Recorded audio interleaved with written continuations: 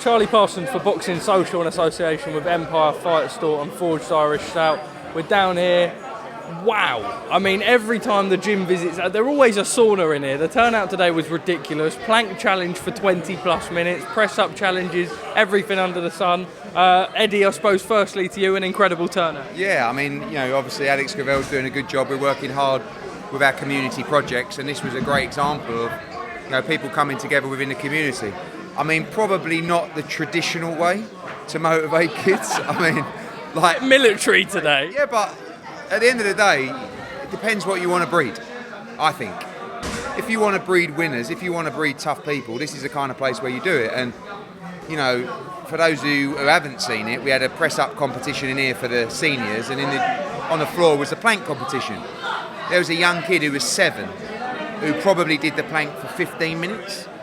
And then I just started to hear him cry doing the plank. And I leant down and I said to him, listen, son, because we were giving away tickets, don't worry, I'm going to give you tickets anyway. Get up. He went, no, leave me. And I'm like, Josh is there, we're like half welling up, but it's a unique place. I don't think everybody can get it. A lot of people will hear that story and go, what are they doing? But this is, he's grown up. So young as well. Yeah, definitely. I'm just going to reiterate what Eddie's saying there. I mean, I were close to funding social services then, but then again, this is a school of hard knocks, isn't it? And if you want to see what someone has inside, well, that kid had it in abundance right there, 7 years old, and he was devastated. He thought they were going to lose. He was number 2 out of 50 other kids, 7 years old, and he wanted to become number 1. That bad, and that right there is inspiring.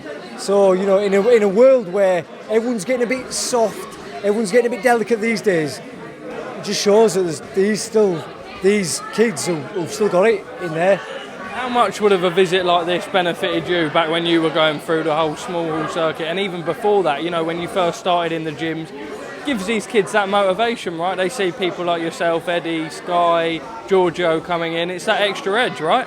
Listen, everyone's not cut from the same cloth, and sometimes you look at different things for motivation. But like seeing Eddie, seeing the Matchroom team coming in, seeing myself come in, seeing other boxers come in, if that inspires them and they can remember that, they'll remember that for the rest of the childhood. And if you can make them carry on boxing and think, you know what, Josh won great, but they become a world champion, then they can be motivated from that. And it's just that focus in it. Instead of sat at home playing on the PlayStation or the Xbox, they're in here putting in the hard grafting. The worst time of year as well, when it's freezing outside, it's hard to come out your door, but they're in here putting the grafting. So listen, I get motivated seeing them. I'm like, right, I'm not going to put my trainers on and go for a run, because me as a 7-year-old seeing all this, that's me. You're not bothered about fancy cars and how much money you've got. You want to just win, and that's a winning mentality. But you need that in life. Unfortunately, not everyone has it. But I think as well, from a non-boxer's point of view as well, I see that, and as a parent, and I see that, and I think I would put money on that kid's going to do well. Yeah, do you know what I mean? He's going to build the right foundations for his life. Hard work. He's going to be a grafter. Yeah, definitely. And it was I did feel terrible, but that's why we wanted to make a fuss of him at the end, give him the tickets, and because he's an example to the others.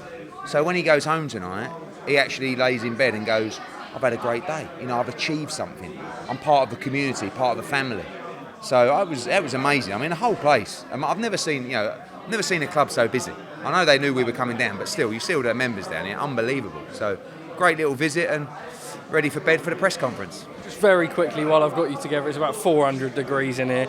Josh, the opportunity, you've got the man next to you. We know that this Leigh Wood fight, the rematch, is brewing. A lot of talk online, almost like the fire that we never got in the build-up for the first fight is now brewing for the second fight that we don't even necessarily have yet.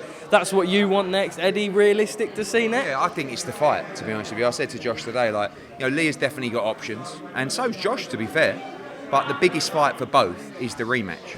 We're talking to Notts Forest about the date right now. Ultimately, it's over to Notts Forest.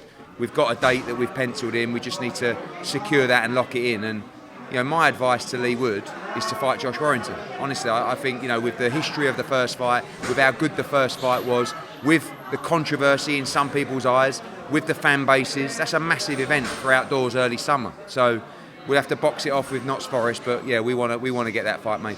Josh, how does that fight go? Oh, well, first of all, we're going to see which referee I get. Secondly, he doesn't do the same. You know, a lot of people have wrote me off prior, said I'd finished and seen better days, but I would enjoy myself in there. I'd probably say another round or so. I'd have put my foot on the gas and been looking to get Leigh out there. I know I would hurt him numerous times. Listen, no but respect and credit to Leigh, but I'd said in a few videos that my opinion about how it was stopped and this and other, but he seemed to have been, he's called me bitter, and he seems to be gloating a little bit more, which he didn't do nothing like that in the build-up. It's face to face, right as rain, but in front of the camera he's a dick. So, you know, he wants this big fight at the City Ground. Let's do it with me. You know, let's have it right. He wants to earn a coin out of it, and he ain't gonna earn. He's not gonna earn any money if there's nobody fucking sat on them seats.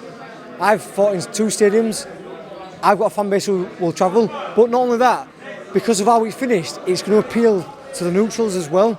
They want to see, actually, that fight should have been allowed to go on. If he's that confident, then he'd fucking do it again, wouldn't he? So let's see what happens, and let's hope that the big man can deliver. Guys, thank you very much for speaking to us at Boxing Social.